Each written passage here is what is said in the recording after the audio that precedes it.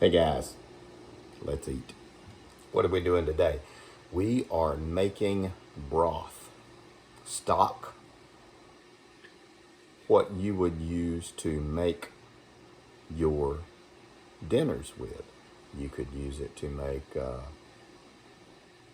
chicken dishes, turkey, beef dishes. Right now, this is a turkey broth. This is a bone broth. Really good, very good for just flus, coughs, and colds and everything. Not that I'm a doctorologist, but this is good stuff. It warms you up. Now, what we are doing, we're using regular size quarts. We have filled these guys up with our stock. We have boiled for a day, and we have reduced. We have removed all of the big pieces and drained as much oil out and off as we can. And these guys are getting ready to get processed. We're going to leave 1 inch of head space, an inch. This is our pressure canner. If you're doing anything beyond high acid stuff, you need to pressure can it. This is our pressure canner. This is our old Presto canner, I want to say. It has been cleaned up, refurbished, and I will show you all about it briefly. We have also added about 1 inch of vinegar, and then we've added 1 inch of water. We add vinegar to keep the jars clean and just to help keep the sides clean if you have any lime scale. We have our lids warming up. We're going to dip our rings also into the water. We're getting ready to seal these guys. We're going to process these guys. Sadly, I only have enough for 7 room, and we have about 21 quarts I'm hoping we can process. So this is how we do it. More to come. Okay guys, I want to show you what we're doing. We had these lids in this hot water. We cleaned off our jar rims with vinegar, made sure nothing is on them. We do this to every one that we have. All of these guys are ready to process. Now we are going to get everything ready, and we're going to finger tighten all of these. We're going to process these quarts of bone broth for 25 minutes for a quart. We have removed as much honest to goodness material as we can because that is something you really need to do to help with the processing. You don't want a lot of material that will block the heat or inhibit the complete heating of the material all the way through. That's something that you want to do. Now it's going to be kind of a slow process. We're going to process these guys for 25 minutes. We have again removed as much of the meat and the fat that we can, and we're just going to start. So more to come. All right guys, all of these guys have been finger tightened, and now I'll show you. That's finger tightened. We got 2 inches of water and vinegar in this, and we're going to begin setting these. We have made sure we have our spacer plate in the bottom because that will help prevent any jars cracking. Think of it as an insulator, as opposed to it sitting on the very bare bottom.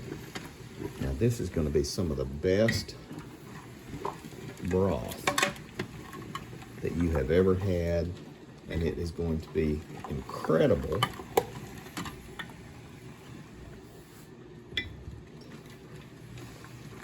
for cooking with.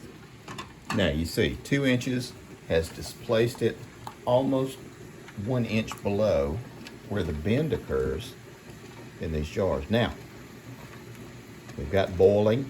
We're getting ready to put the lid on this pressure canner. We're not doing a high acid water bath. We are doing a low acid pressure canner. Remember that. More to come. Okay guys, now we're back. This is the recipe or the formula that I use. This is an old Ball Blue Book Guide to Preserving. And you can see that it has been through the ringer. I have had this for years and years, and I use this. This is what you go by. I know there are so many new recipes that are out there, and there are Facebook groups that do all this and do all that, and that is fantastic if you want to do it, but I'm not going to do it. I'm going to follow traditional methods, processes that will allow me to have good food to serve to my people and help prevent botulism. Now let's read. Okay. Preparing, wash it, do all the good stuff, combine and mix. And we're using the chicken. Chicken and turkey, same thing. Fill, ladle, hot stock into a hot jar, which they are, leaving 1 inch head space. Head space, again, is the space between the top of the jar and the liquid. So we left 1 inch of head space, and that allows for expansion. Clean the jar rim. We do that. We use vinegar. It's one thing I had to go to the store to get, because that cuts any of the grease from any meat. That's why you use vinegar. I guess you could use water, but I wouldn't. I would use vinegar because that helps to cut the grease. Now, clean the jar rim, center the lid on jar, and adjust the band to finger tight. That's something we did as well. Place the jar on the rack in pressure canner. We did that. And the canner should contain 2 inches of simmering water, around 180 degrees, which is correct. And we also incorporated vinegar to help clean the jars and prevent any kind of scaling. Hard water scaling. Repeat until all jars are filled. This is the process. Place jars on the canner and turn into lock position. We have done that. Adjust the heat to medium-high. It is. Vent steam for 10 minutes. And then put the weighted gauge onto vent. Now I want to show you this. This is going to be kind of a long video, but we have the old Presto canner, and I'll do a video on what all a canner is. This is a weight. This is a gauge. That is where the weight would sit. That is an emergency release, and that is I guess our primary release. If that fails, this blows. So no, you're not going to have an explosion to blow through the roof of your house. But this would go here. This is a weighted valve. It comes in different weights, and you can set it on some. On some you can't. I always rinse mine in vinegar to remove any scale. Keep it clean, and that will also change. If you have a lot of heavy scale, that could change the weight. That's just something you do. Now, you can see that. That's just the way it is. I'll have to scrub that later. But let's get back over here. And again, I said I apologize. This is going to be a long video. because I want to make this safe for you guys. Vent the steam for 10 minutes and then put the weighted gauge on the vent, bringing pressure to 10 pounds PSI. You'll see that from the gauge. Process pint jars for 20 minutes or quart jars, which we have quart jars, for 25 minutes. Turn the heat off, let it cool down completely, and stop. Let the process end. After 5 minutes, remove the lid after the pressure has completely removed. After 5 minutes beyond that, remove the lid, let the jars cool 10 minutes, remove from canner, and do not retighten if the lids are loose, because there was a problem in the processing.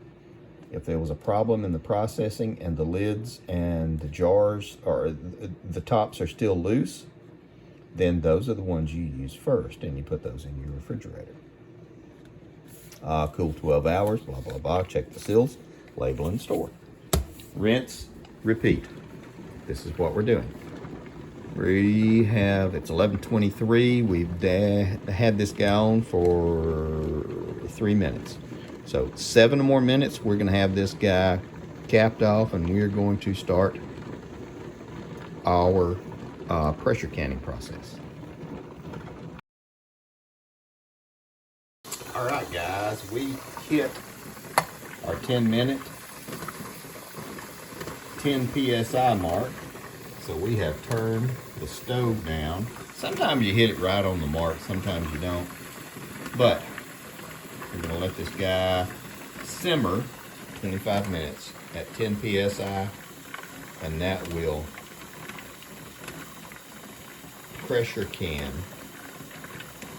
this bone broth. Now, what are you doing during the interim? What are you doing in the meantime? Well, I'm cleaning and inspecting eggs. So it's always something. More to come. And I just wanted to show you the finished product. How about that? Now, these things all sealed. The little button has been pushed down.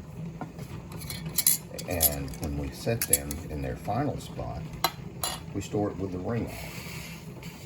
Some people don't.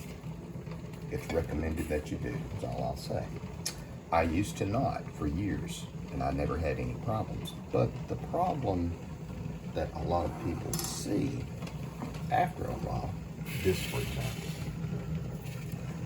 you start to get a rust buildup. As rust builds up, it can fatigue the lid. This is the ring, this is the lid. So, take it for what you will. Now we're going to label these guys. They've cooled off, and we are going to put them downstairs, store them out of the sun in a cool, dry place, and they will keep for several years if need be. We're going to wrap it up now, guys. Enjoy your meal.